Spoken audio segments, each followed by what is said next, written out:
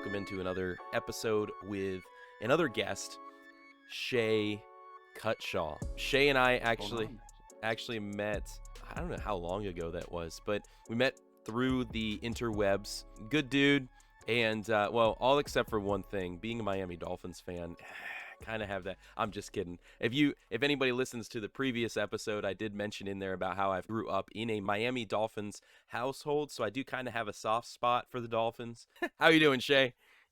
I'm doing well, man. First of all, you as a Miami Dolphins fan, we got to be pretty excited right now, right? Yeah, 8-3, 8-3, leading the AFC East. Take that, Bills. Leading the AFC East. I am and feeling for the first time, feeling confident about our team's direction. Like I was just telling my wife the other day, we were flexed into a Sunday night football game against the Chargers in Week 14, I believe it is. I don't think, because this week we play the Niners, and then next week we'll play the Chargers. And I can't think of a time in watching football that I've seen Miami flexed into a primetime game. I've seen us flexed out of primetime games, but not into one before. What's happening in the AFC East this year is what I think we all expected in the AFC West. Yeah, I would agree with that. I think that's pretty that's pretty accurate. We expected the AFC West. AFC West. West? No. Yeah, that SpongeBob episode. It's not East, it's West. We expected the AFC West to be these juggernauts. Because I can't think of a team in the AFC West that we expected to be really bad. And by and large, it's the Chiefs just running away with it. I think the Chargers are a little overrated. I think Justin Herbert's a little overrated. He had a really good rookie season, but I think we're starting to see him hit sophomore slump. No, he was drafted 2 seasons ago. Yeah, he's junior now. And junior slump, I don't know, something like that. But I think we're starting to see how, honestly, he's a very similar quarterback to Tua. If you have the right coaching and the right players around him, then he'll look like a good quarterback.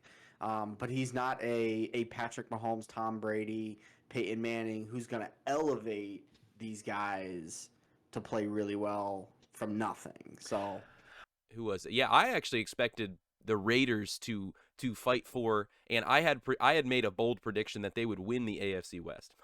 Yeah. And the Chiefs, I had really thought, man, that the defense would be the downfall of them. I didn't think that like the Tyreek loss, I thought would affect different aspects of things, but Andy Reid has always been offensive-minded coach. They would make changes. They would still do well on offense. Juju, good for him. He's doing better down there than I expected him to do.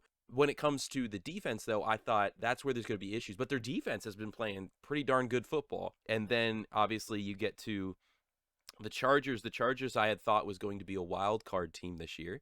They still may, but it's a muddy mess in the AFC because I think the level of competition is higher in the AFC than it is in the NFC right now. And so it's going to be harder for certain teams that aren't actually setting themselves apart to make those wild card spots, because you have divisions like the AFC East that have all 4 teams in potential of playoffs. And so it makes it really difficult to actually potentially make that spot. And then for some reason, I'm blanking on who the 4th team is. And the Broncos. Yeah. Now, I will say this. You're forgettable right now. Exactly. The projection I had for the Broncos coming into the season was that people were over projecting the Broncos, and I didn't think it would be to they would perform as low as the level that we've been seeing. I pretty much was par for the course on that prediction. But listen, 1 out of 4 teams, that's not good enough to brag about. So, honestly, I think the Broncos issue. I know we're talking Dolphins and stuff, but that's all right. We're talking football. The Broncos and Chargers. I think their issues are honestly coaching. I don't think Nathaniel Hackett is a good coach. I think we saw that Week 1 when they should have won that game. And I saw a stat the other day that if the Broncos had scored like 18 or 19 points or something in a game all season, then they would be like 8-1 or something like that.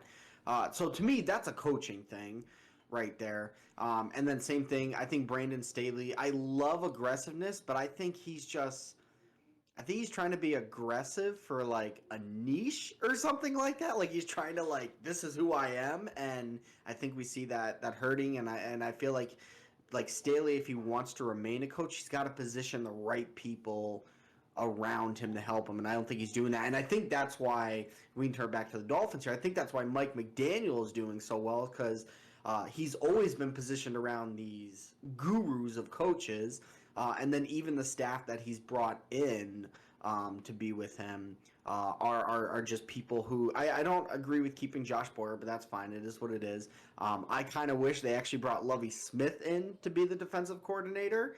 So I'm really happy he's in Houston. I'm happy he got another shot. Unfortunately, inherited a one of the worst rosters I've ever seen. I mean, when you start Davis Mills at quarterback, what do you expect? Um, but but yeah, so I think that's what we're seeing in Denver and in Los Angeles with the Chargers. I think that we're just seeing how it's some coaches are coordinators, some coaches are college guys, and Matt Rule I think just figured that out. I just read that he's like, if I could do it all over again, I wouldn't have taken the Panthers job. And he seems really happy he's over in Nebraska. I'm not happy being a Michigan State fan, but it's fine. I'll get over it. But like some guys are just college coaches, and some guys are just coordinators, and I think the more people start to figure that out, the better off those coaches will be. But that's my personal opinion on the Chargers and Broncos issue there. So anyway, back to the AFC East, back to the Dolphins. I know you probably have been sick and tired for about 20 years now when it comes to some of the other. Who's that team in the North? I mean, nobody really knows about them. Nobody knows what they have been able to do. Some people argue about their quarterback being one of the worst of all time. So your division hasn't been too difficult, right? Yeah, I mean, I for the longest time, I think every team in the AFC East has been overshadowed by Tom Brady just being there. So obviously that's going to be hard. But the really cool thing that and this is the stat that unless you're watching a Dolphins Patriots game, you'll never really know. Is Tom Brady struggles the most against the Dolphins. I don't know what it is, and that's not just being home or away. Like regardless, he just seems to struggle against the Dolphins, and I don't know why that is because we've had the coaching carousel, we've had the player carousel thing, so it's not like the same coach has been there forever and is trying to always trip him up. So I don't know what it is. So I do love that. I remember But seeing a stat. Let me interject here real quick. I remember seeing a stat that actually I used to joke with my brother. He's a Patriots fan. I used to joke with him all the time when the Patriots would beat the Dolphins in both games in a season, they would never win a Super Bowl. And so that was at some point. I don't know if that stat still held, but I always joked with him when they would go 2-0 against Dolphins. I was just like, you guys don't have a shot. You guys don't have a shot, because that was always the case. They had to lose. They had to lose one game to the Dolphins in order to go on and win the Super Bowl. The closest obviously they came was in 2007 with the almost perfect run, and the Giants did their thing.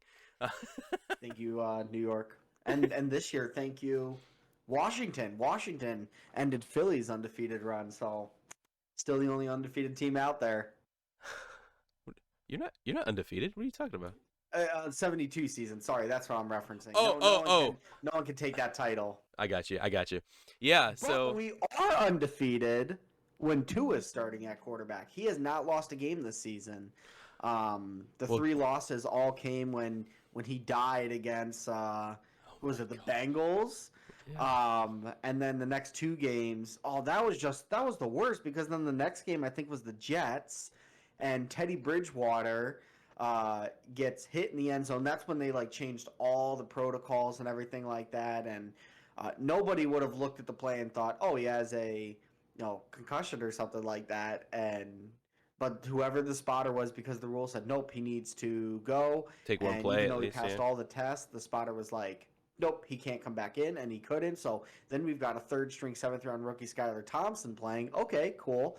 Love to see what he can do, but of course he hasn't been with even the first or even some second team reps. Yeah. So then Skylar Thompson gets the play the next week against Minnesota, and he gets injured at the end of the first quarter. Bridgewater comes in, who hasn't had the first team reps all week. So those 3 losses, I think if Tua plays, I don't know if we're still undefeated. I'm not willing to say that, but I do think, we're maybe 1 or 2 losses in on the season. I do think we would have beat Minnesota.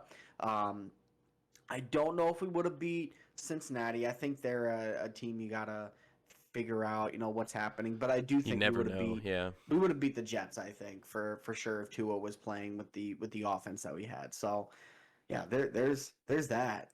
Tua fan, I can feel it. So I wouldn't say I'm a Tua fan because I will fully admit I wanted Herbert in the draft. I did not want Tua in the draft. Now, how things are panning out, I'm glad to say I think I was wrong.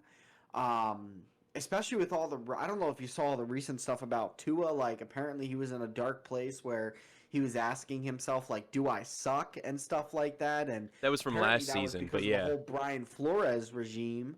About how he apparently Flores was very open about, if I could have picked Mac Jones instead of you, I would have, and that just shows how much power our owner has over all that stuff, which that also bothers me, but that's fine. Don't let a coach be a coach, but I'm glad that McDaniel is a coach that the players seem to like. All the players seem to love, He's the fun and uncle. yeah, he is. He's a weird dude, but I love watching him. He is so and like listening to him talk and stuff. Like they showed a clip of him at the game. This is what happens when a team's up 30-0. Get like apparently you can just joke about things on the sideline. Him and Tua are talking during the game, and he goes, yeah, man, like, I woke up at 3 a.m. and I remembered, because I couldn't go back to sleep, you were YouTubing me, so I decided to YouTube you. And he was talking about Tua's high school technique, and he goes, it was trash, man. You were trash. And they were laughing. Like, I think that's so cool to, like, see that kind of stuff because, and I don't want to get too ahead of myself, but I feel like every time I see that kind of, like, coach player, and it's not just with Tua, he's that way with all his players. Whenever you see that kind of stuff, people just having fun, those are usually the teams that end up winning Super Bowls and seem to stick around for a long time. Andy Reid and Patrick Mahomes have that same kind of relationship where they just have a fun time with each other. Big Ben and Tomlin seem to always have a good time with each other on those clips and stuff. So I get really excited when I see that, and I hope McDaniel is one of those generational coaches where he's here for a while. I'd love to see it. But yeah, he's a weird dude. He has some interesting stuff he says sometimes. Yeah, I love listening to some of his humor because I had seen that clip that you were talking about. I'd also seen another clip where I think it was his running back who was running and he made a move and caused a missed tackle and like he comes over to him on side. He's like, hey man, I just want to let you know, like, I like the way you made that move and like you made and like he wasn't able to do what he wanted to do with you and you made another move and and the guy's like a broken tackle, like, and he's just yeah and he walked away. It's hysterical. Yeah, I Love love it. it. He is, but I think the really cool thing, and honestly, with me being in ministry, watching McDaniel coach has kind of been like helping me think about how I lead my leaders. I know this is probably a little bit off topic, but he sat down, he put that together. I think it was a 700-hour tape of Tua to prove to Tua like he Play. did not suck, and that was like that's McDaniel going above and beyond. Like no one asked him to do that, but McDaniel did it. And I love that. Like it shows that like he's a guy who actually cares about his players and stuff because McDaniel could have came in and said, let's go trade for Jimmy G. Let's go get this guy. Let's get Tua out of here. But he was like, nope, Tua, I'm going to get the most out of you. I want you to become the best. And I think we're just constantly seeing that kind of stuff. Now, there was rumors that the Dolphins were interested in Jimmy G, but I think that was more as a backup option. Mm. rather than a starting option. Because I mean, we have Teddy Bridgewater and we draft that 7th round rookie, but how nice would it be to know that your backup option can step right into your offense because he was already in it in the past and just play at a high level. So I think that's a little bit what that was. I don't think Tua's job was ever in danger, but I love to see how McDaniel is with all his players, and honestly, it's making me rethink a lot of my own things and how I'm leading my leaders and kind of what can I do for them, especially when they maybe get in some of those dry spells where they need those pick me ups. Hmm. So that I mean that's a pretty cool thing to be able to identify and see how the team that you're a fan of, the coach who's leading the team you're a fan of, how he's doing thing and like, you know what? Like I can take something more away from this. Not only like I'm excited as a fan, but like, oh man, like I like how he's doing that. How can I apply that into my own life, into what I do? That's really cool. I think that's a thing. Sometimes we don't realize the power that the things in which we give our time, in our hobbies, the things that we enjoy, can actually affect us in deeper ways and affect how we approach different things in life, for good or for worse. And this is a great example about how you're able to see something like that. It's like, oh, dude, I like how he does that. How can I better interact with my coworkers, with the people who are my subordinates, with any of my customers, if depending on what kind of job somebody has, and even I even think about how I can interact, with my own kid. Like I love how they're talking in a way of respect, but also in fun. And like how can like man, that's a cool way to emulate, and it can affect then how in which you even talk with your kid. Sometimes it can go negatively too, in how teams down, you see different interactions, how they're very negative, and it starts to affect your mood and your mentality, and I mean that's a heart issue and having to address, like, man, how much am I letting this team affect me, and stuff in that nature. But which brings me to another thought, um, in the way of, you know, I had said earlier about you have probably been hating the past 20 years because of that team in the North. And and so in the midst of that, we had talked in prior conversation about this idea of perseverance, of patience, of persistence, and and really this picture of, as a fan of a team in football, like a lot of teams, most teams, if we're honest, right? Most teams, you in some way, at some point, you have to persevere and be patient through down seasons, through bad decisions, through terrible calls, through you name it, through the dominance of another team. So it may not even be that there's bad things on your team, but just the dominance of another team.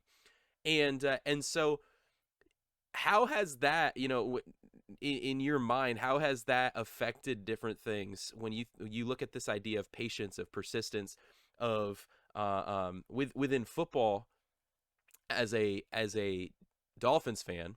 How do you see a picture of that affecting other parts in your life when it comes to those triple P's?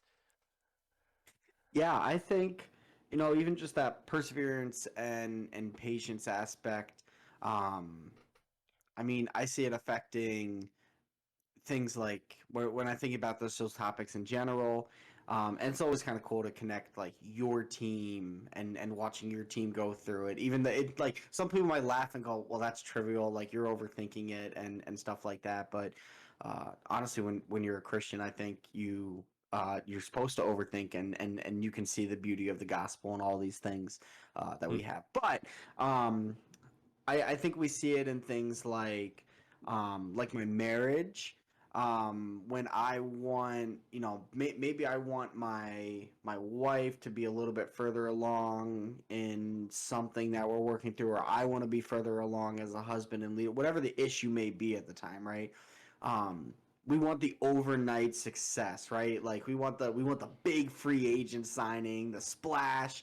But the reality is, most of these teams uh, who are at the top, it took them a while to get there. And so, especially like the Dolphins right now, and I don't know if this is a 1 year thing or not, but it does seem like a different team from the years and years and years that I have been watching in the past. And so I think for me, it's just the big reminder that I take out of it is that it's a process. It's finding the right pieces, and then when you do find the right pieces, finding a way to keep those pieces there, getting rid of the things that are not helping those pieces. So I think about like they want patience with developing Tua, and they saw that Flores was not developing Tua, he was not helping, so they got rid of him, even though everyone at the time thought that's a really dumb move, myself included. Why would you fire Flores even though he has the defense going in the right direction? Mm-hmm. Like he revolutionized the cover zero blitz scheme and stuff like, and so it seems like that piece is right there, but in the grand vision of it all and what you're trying to accomplish, it doesn't fit. So you get rid of it, you find the new piece, and then you keep moving with it. And so I think that's been kind of the flow in my own life, is as I try to be a better husband, as I try to be a better father, as I try to be a better pastor, as I try to be a better teacher. It's all about like some of those things might have worked for a short time, but when I'm looking at the long term game of it, what's kind of the things that I need to put into place in my own life to make sure that I am playing the long game so that I can go win some championships, so I can, sit there and have those victory moments. And there might be moments where I'm having the 1-15, the 0-16 seasons. Um, but if I know I'm putting all the right pieces in place and I'm persevering and I'm constantly pushing and I know what I'm working towards, then it's all going to be worth it in the Mm-hmm. end right there. So I think that's a little bit, that's probably like general overview of how like I connect all those pieces even into my own life. And I was telling you on the last time when we talked about this, I actually got to talk about this because I was at the Vikings Dolphins game in Mm-hmm. Miami, and I got to talk to a fan in front of me about this. And I only remember like we were talking about like, man, when's the last time we got to see the Dolphins be this good? Like we were all like, we can't think of a time. Like maybe Yeah. the early 2000s with Jay Fiedler, Ricky Williams, and Chris Chambers on the team, Randy McMichael, stuff like that. And we won wild card of the playoffs. That's probably the last time we really thought like, wow, this team's pretty good.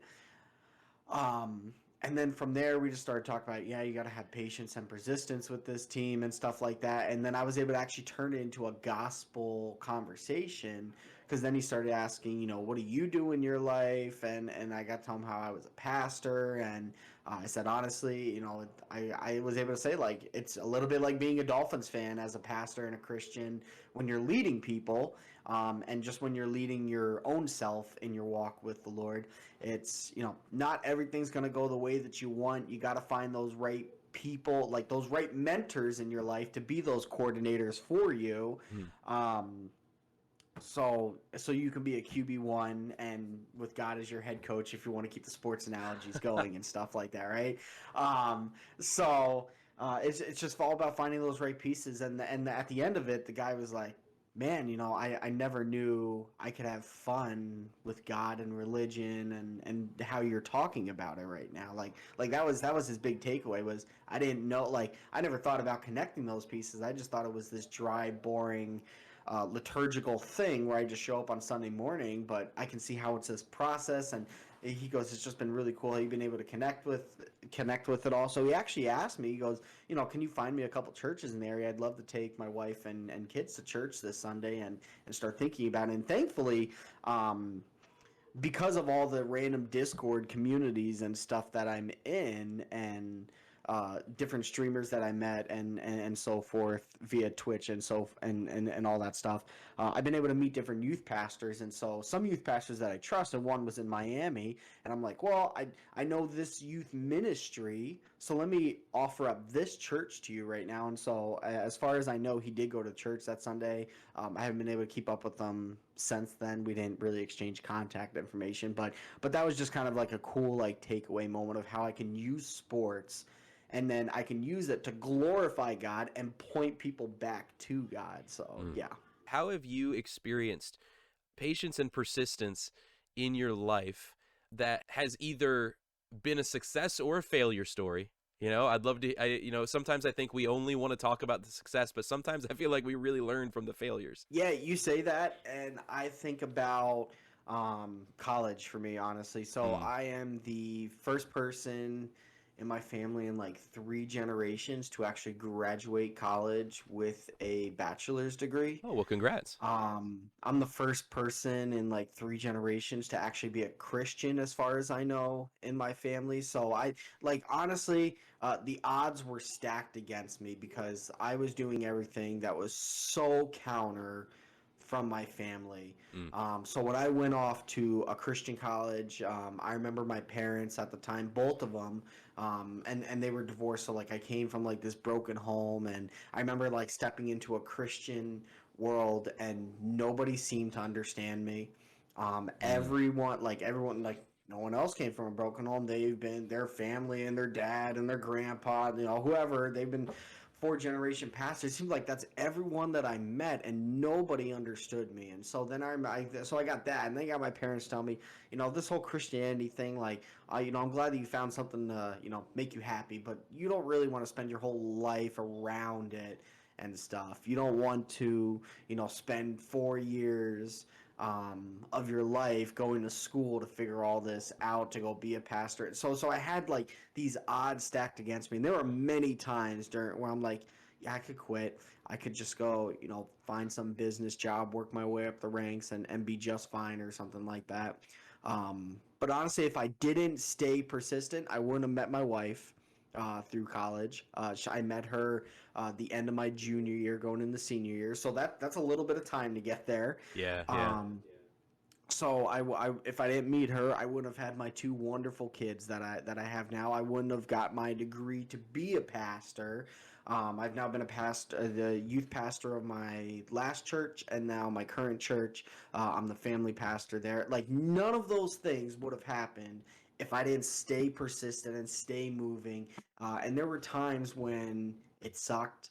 It was dark, and I kind of just wanted to give up, throw in the towel. Um, but that Isaiah 40:31 verse kept coming to mind. Like, are you weary? Are you in a dry season? We'll keep going because it's the Lord who's going to give you the feet to run. It's the wings to fly. And Mm. ultimately that whole idea, and yes, it's connected to Old Testament and Israel, and I don't want to take it too much out of its context, but just like God's telling Israel at the time, in that context. He's saying like keep going because you find your energy, you find that way to keep going in me, and I will continue to position all the right things around you. But you have to stay persistent. You have to be patient because it's on my timetable, not yours. And so it's those kind of reminders that kept me going, that kept me going. And so when I walked across that stage, to grab my diploma. Like seriously, it was such a triumphant moment in my life. I remember shaking our president's hand, um, and grabbing the diploma. And as I'm walking across, like I literally yelled like "Let's go!" kind of thing like that. Like this very like everyone's quiet and yay, this person, we're gonna clap, and I'm just sitting over here like, give me the Gatorade bath, come on. Like, do you not know what I just did? And so like even my wife's the same way. Like people went to college, she's been like she didn't understand. Like so for me, when I want to frame my diploma and put it on my like that is a big moment Mm. of like significance for me. Like that is my Lombardi trophy because I think about how persistent and patient I had to be in my own life to get through that season. And because I did, I didn't just get a diploma. I'm in a career field that I absolutely love. I have a wife that I absolutely love. I have wonderful children. Everything that I'm in now is because I was patient and persistent through that college time. And if I had given up, how differently would my life? I probably wouldn't be sitting here having this interview with you right now. So Mm. honestly, a lot of my stuff during my college time goes back it's a massive mark on everything that I'm doing now. So yeah. Man, that's awesome. There's a lot of connection to some, I was thinking through a couple for me as well. And you had said about college and wife and stuff. It's like, oh, that's a big story of persistence for me as well. I know there's a listener out there who's in that place. Stay persistent. Now, don't be weird about it, but stay persistent. Stay persist. No, I my wife and I actually started well, I had a thing for her years ago in high school, but she and I actually started dating finally senior year of high school, and then and we had already decided on the colleges that we were going to prior to us dating, and it was the same college. So it was really cool to see some of those things match up. And then so when I went to college, there was a piece of persistence, there was a piece of that I was really trying to run after, which was proving people wrong. It was, being told for many years that I wouldn't be able to make it in a college football program. And so I went out of my way to try and walk on, and I successfully walked on to football program. And I found myself that one summer, I was spending a lot of time with other really wise men, and prayerful men, and spending a lot of time focusing on and praying through and looking at what I was approaching. And I realized that a lot of what I was doing, this persistence that I was stuck in the mud about going through with this and about proving myself. And I was really focused on what I wanted to do, and I hadn't really looked at what was it that the Lord had a plan for. And so I one of the things that really, I talk about the persistence of the relationship, the persistence of focusing on my now wife, my then girlfriend, was I was losing her. Like, I was trying to be I had been persistent in high school about pursuing her, and succeeded.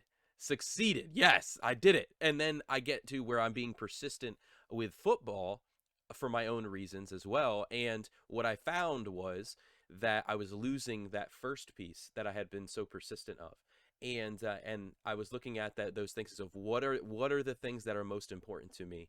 And I was seeing a lot of them: my grades in school, the opportunity of a work study, the opportunity of an internship required for my major, the opportunity of this relationship. A lot of different pieces were faltering because I had been so persistent in a negative way. I had been so persistent on my own accord. And that was a thing that really, for years after that, even to this day, has me process things differently about what is the reason behind my persistence.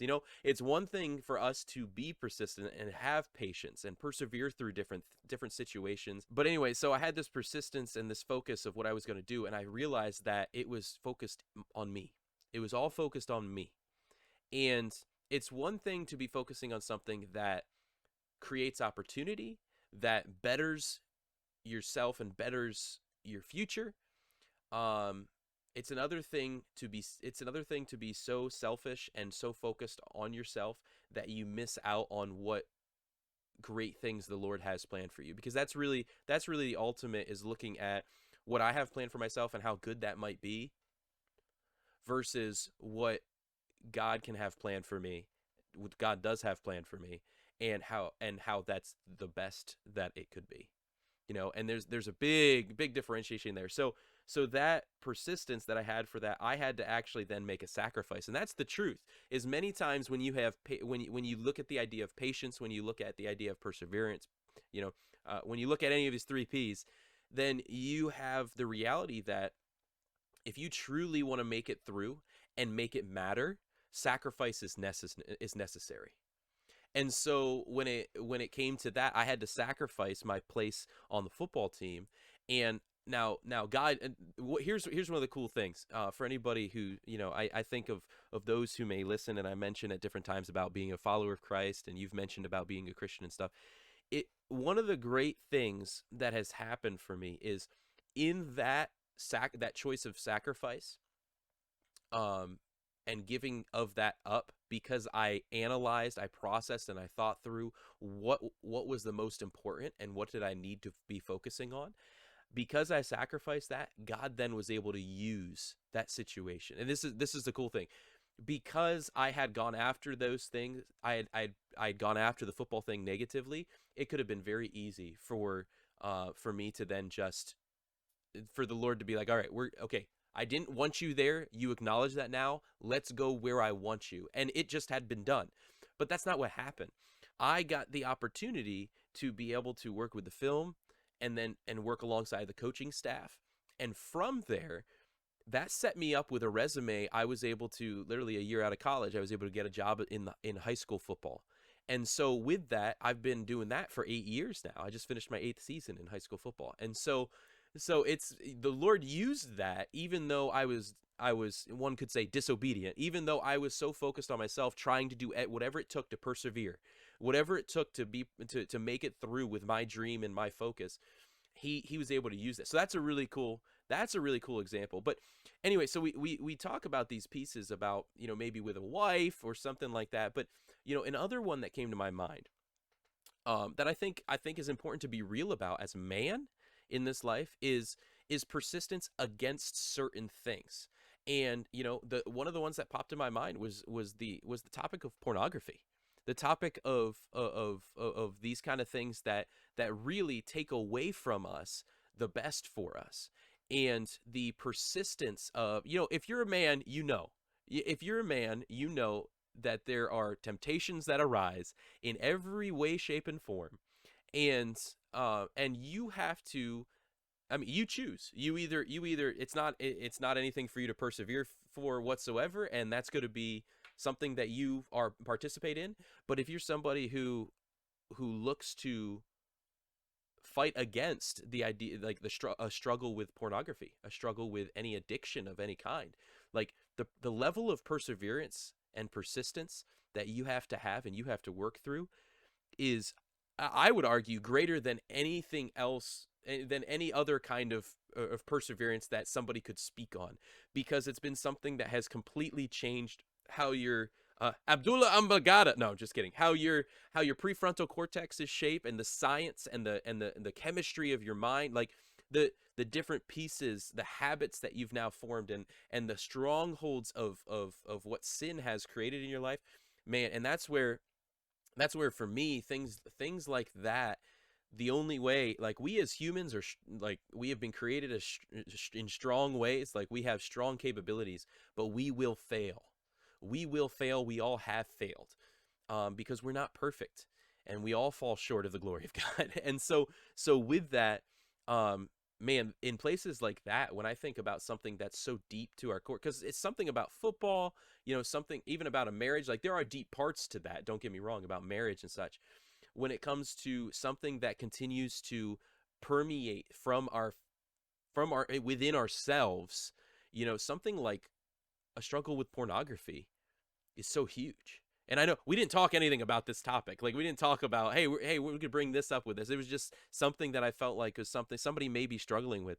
And I want to encourage you. I want to encourage anybody who is facing pornography, a struggle with pornography, a struggle with any kind of sexual sin, is perseverance and patience is necessary to keep fighting, to keep making moves in your life to put you in best scenarios and best situations to be able to continue to fight that and keep moving forward. But the ultimate to be freed from those, the ultimate level of perseverance and patience and persistence comes through Holy Spirit, comes through Jesus Christ. And that's something I've experienced in my own personal life. Is there are many things in my life that I have failed, that I continue to fail, that I'm only able to move forward in, I'm only able to persevere through because of the power of God, because of the promises of God, because of the knowledge of who He is, of what He thinks of me, who I am, because of who He has made me, not because of what I think of myself or what others tell me. And so those things are huge. And so we continue to fight, but my encouragement is that the true freedom from those things, the true capability to be freed from those things, but also to stay freed from those things, to stay persistent in those things, comes through Christ. I was just gonna piggyback on that and just point to when you talked about the Holy Spirit, um, and that aspect of patience. I mean, patience is one of the fruits of the Holy Spirit, and if you were to go on Google or something like that and just type in Galatians 5, you would find these fruits of the Spirit. And honestly, I think that's probably the one that, if we look at all the fruits of the Spirit, we think, oh, I could do patience by myself. And the Bible is clear, like, nope, patience doesn't come from you. It comes from the Holy Spirit that lives within inside of you. And so ultimately, like you're already saying, like Jesus, like that's the answer. That's where it all starts. And you talk about sacrifice too. I mean, what bigger sacrifice is there than God giving us His own Son? So that we don't have to, like you were talking about pornography, so we don't have to be chained down to something like feeling trapped in pornography. We don't have to feel that way anymore. Because I think about, and then this is the pastor side of me just starting to get going now, but um, I think about like Ephesians 1 and Ephesians chapter 2, where it talks about how Christ at the end of Ephesians 1 is lifted up far above the things of this world after he raises from the dead. And then in Ephesians 2, it says that when we're saved, when we walk into that relationship, we are also lifted up into that same position with Jesus. So we don't have to be chained down to the things of this world because they are so far beneath our feet. But ultimately, that only happens through Christ and the Holy Spirit living inside of us. So that's just what I was going to say to piggyback Hmm. off what you were saying there. I think that for some people, they I think would argue that, well, no, I was able to, through persistence and perseverance, able to defeat, not do a certain thing. Maybe it is the pornography topic or something like that, and that's phenomenal. Like, don't mishear me, that's phenomenal. I think that's an awesome thing to strive for. But I think, think deeply, right? Is what what is the reasoning behind that? There may be a good reason behind it, of like, listen, I my wife does not deserve that from me. Like, I respect that. Like, that is phenomenal. I think an even deeper thing is, not only does your wife not respect that from you, but neither does God. God has created, God has created a natural purpose for those things. And so not only is it honoring to her, but it's honoring to God when we don't do that. And I think that what we think about God influences everything in our life, and it should influence everything in our life. We were created, God created us to be with Him. And our disobedience, our sin, has separated us from Him. And good deeds, good works, trying to live a good life, all those things, that cannot remove sin. Sin and disobedience that we've committed cannot right the wrong of a perfect standard. Like, there's a perfect standard that we're held to. We broke it. There's no way, oh, we can be good majoritively, right? That doesn't reach perfection. And so that's why Jesus was so necessary. And he came, he lived his life, he lived a life of perfection, both as God come in the form of man, and in flesh as man. He came and he gave up of himself so that you and I could be returned to our created purpose, which is to be with God. We could be with Him, and it's something that is available to everyone, and it can start right. It starts for us today, now, here. It doesn't start for us just, oh, I die, I go to heaven. Yeah, that's awesome. I get to be with the one who made me, the one who loves me, the one who has the best in store for me. But I get to experience that now, and so I read the Bible, and I begin to learn about what he has said and what he has in store for me, and I begin to surround myself by others who have also, or are also, reading this, to be able to converse, to be able to encourage, to be able to lift each other up, to be able to hold each other accountable. So we are persistent through the difficulties that are to come in life, the struggles that are coming to come in life, and I begin to grow in this relationship with the one who created me, the one who came and died for me, the one who rose again and defeated death for me. And through that, I begin to grow. My heart becomes transformed, from that of someone who does not accept that gift to someone who does accept the gift of death and life, through Jesus Christ. And that's what I mean, as in then, and Shea had said about the fruit of the Spirit. That picture is understanding, as I begin to walk down this road, this relationship, my heart becomes transformed by Holy Spirit over, and it's over time. I'm able to look at things that are struggles in life, like pornography, or placing football as the most important thing of my life over my family and over my work and over my finances, because I gamble it away, or whatever it may be. Um, that is what I mean by it only comes through Holy Spirit, because he transforms our hearts so that the power of God is with us to see these things as less important, and even not necessary, completely unnecessary, and not good, not right, and we begin a life that is completely a different trajectory away from those things. That's the beauty of a relationship with God. And then the life that we live here, man, we start to walk down a road of blessing. We start to walk down a road. It is difficult, which is where that persistence, even within faith, is so huge. So for somebody who has been a follower, staying persistent comes in huge ways by us looking at continuing to grow within our faith by surrounding ourselves with like-minded individuals, surrounding ourselves with fellow believers, and those who are also reading the scriptures, and those who are also edifying and encouraging and building up each other, and fulfilling the great commands of to love God and love others, through how we live, through how we think, through how we speak. And we continue to persevere in our faith. We continue to persevere and persist in life, and it leads us down a road of reward. Not a road necessarily of reward of like, hey, if you do this, then when you hit 65, here's $1 million. No, that's not what I mean by a road of reward. Even as a football fan who's persevered for many years through whatever scenario you've looked through, as a Pittsburgh Steelers fan, I've heard a lot of conversations from Cleveland Browns fans, and the excitement of the idea of actually having a quarterback, and things like that, and how they've persevered for so long.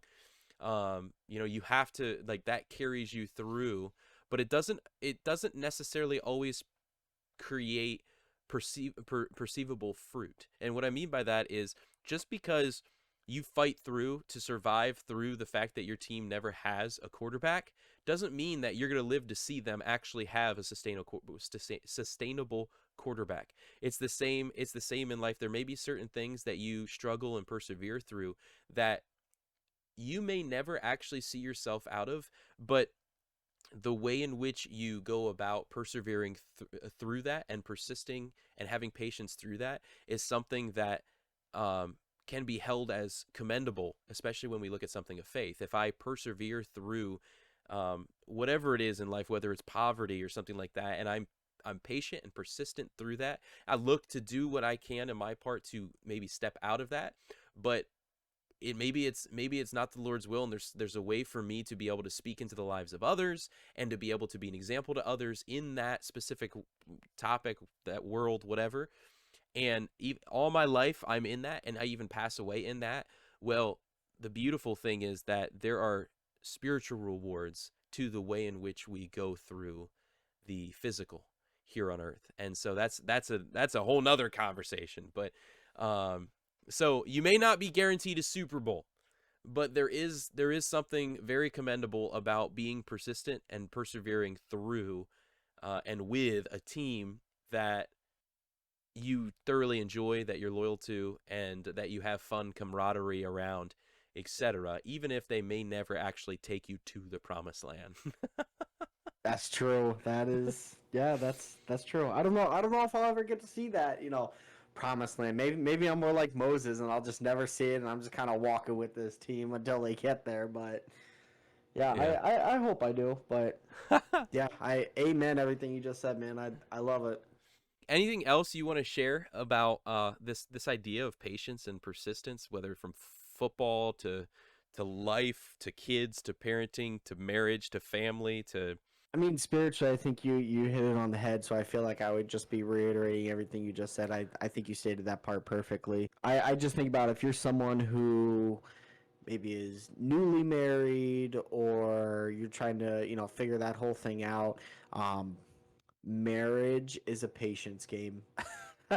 Marriage, even if you are so madly in love with the other person, you'll find that there's days where your patience runs thin with them, and that's I that's just the reality of it. And anyone who tells you otherwise, I'll just say, is lying. There are days when that happens. If you are willing to do that, then let me just say the reward for it is so worth it, and that reward is worth it whether you are a Christian or not.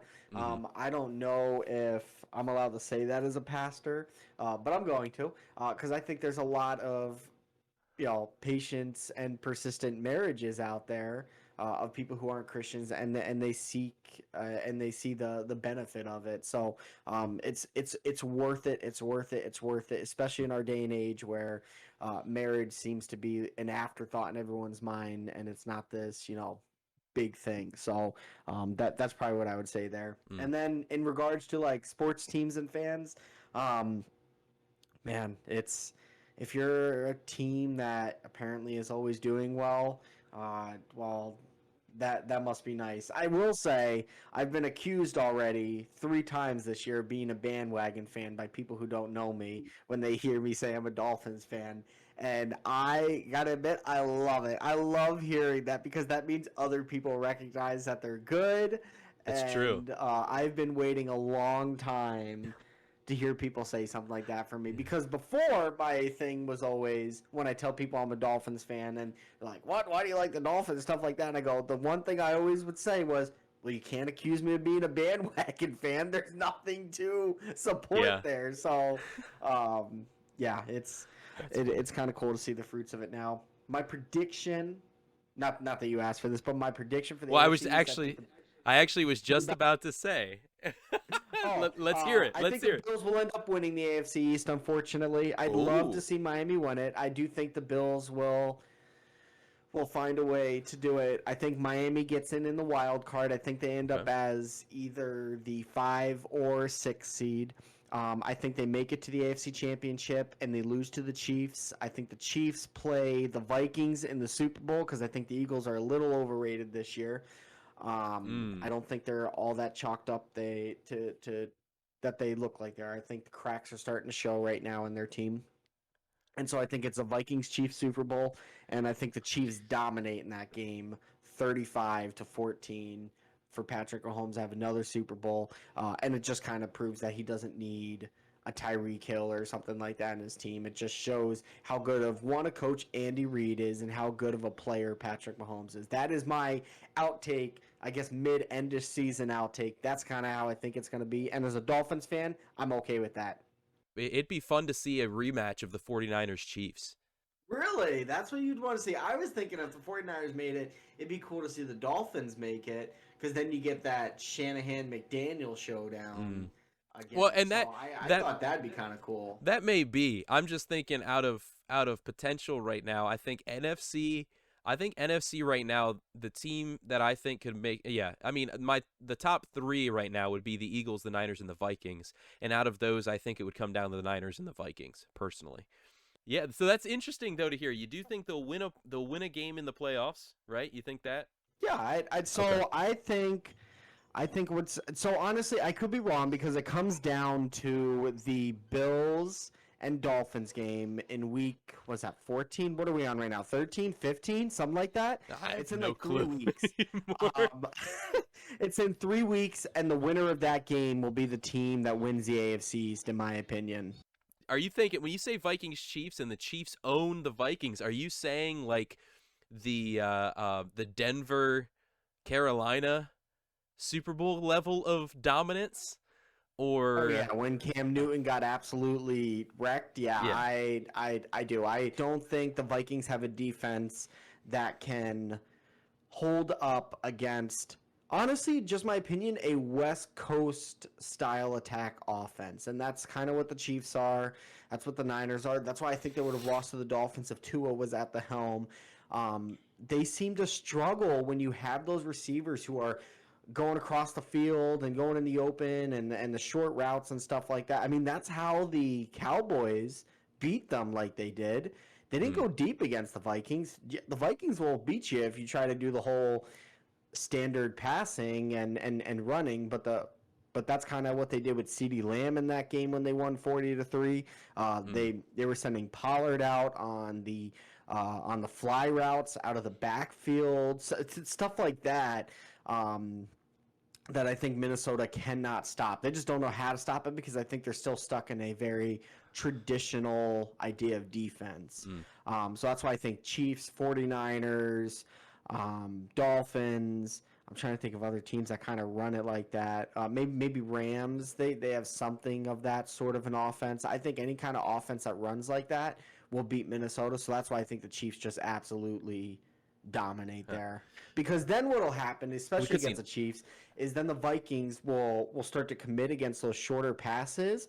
But now you got Patrick Mahomes, who will send like a McCole Hardman downfield and just absolutely he'll burn you. And Patrick Mahomes will just launch that ball down there, and it's game over from that point. So in my opinion, I think that's what will happen. And I live in Minnesota. My whole entire family, wife and her family, are Minnesota fans. So I don't think I'll show them your podcast episode of this one. You're putting it all on the line. I don't think I need to hear that hate from them. But in my opinion, I think that's what'll happen based upon watching Minnesota Vikings games this year. We'll see if that even becomes the two, you know what I mean? But I think it might be kind of a far cry to get a team like Minnesota in the Super Bowl, being the first year that they would even win the NFC North in a while. I said that the Dolphins weren't even going to get more than 9 wins. So who am I? Who am I? It's okay. I only had them at about 8 to 10 wins this season too. So, and then like I said, I think they'll go past that 10 mark. I think they beat the Niners this week. I think they beat the Chargers the week after. Like I said, I think it really comes down to that Bills game, and I don't know what's going to happen. And then I think we have Patriots Jets. I think we beat the Jets. I don't know what's going to happen with the Patriots. So that's at least 3 wins right there, which would put us at 11. So. And if we can, I think if we can just snag one more of those, which the Bills game, I think that'll bring us down to AFC East title, and whoever wins the AFC East will be the number 2 seed. I think the Chiefs will still end up the number 1 seed, get the bye, but I think the AFC East will be the person who gets the number 2 seed. Well, Shea, I appreciate you coming on today, chatting a little bit about this, the Dolphins, giving us a little bit of your prediction here at the end. Talking a little bit about patience and persistence within being a Dolphins fan, let alone what that has meant in life in general, in faith, etc. And I love it when those conversations kind of come just naturally through conversation, just 2 guys sitting, chatting. Thank you so much for coming on. Any final remarks? Dude, it's a pleasure. Thanks so much for having me. I loved it. Love talking sports, so anytime. Good luck to those Dolphins the rest of the way. Yeah, thanks, man. Have a good one. If you love the kind of content that you've been hearing, you love the opportunity to be able to hear about different sports conversations from just average fans and what they think about their team, as well as different ways that reflects into life and different pieces that are going on, different topics and themes that we've faced, and maybe you've been dealing with that this speaks to, let us know. Let me know. Maybe drop a comment on YouTube, on whatever podcast platform you're on listening to this. Drop a 5-star, drop a review. Let us know how we're doing. If you want to support in any way, shape, or form, check out the Patreon. The link is in the description, or you can go to the link tree as well, and you can look at different ways to be more a part of what's happening. There's different perks and different fun ways for you to hear more, to get more content, to see what's going on in the background as these episodes are being created. Or if you just want to support, thank you. Truly appreciate you and appreciate your support in getting this podcast out and letting people connect in ways deeper than just football. There's a lot of different podcasts out there right now just talking football. And our goal here is to not only talk football, but let that go into other important conversations and how they affect us in life. Drop us a follow on Twitter, on YouTube. Be sure to subscribe as we build towards YouTube partner, another way for us to look to support the podcast. I appreciate you guys listening, and I look forward to seeing you guys in the next episode of Cleats Off the Couch.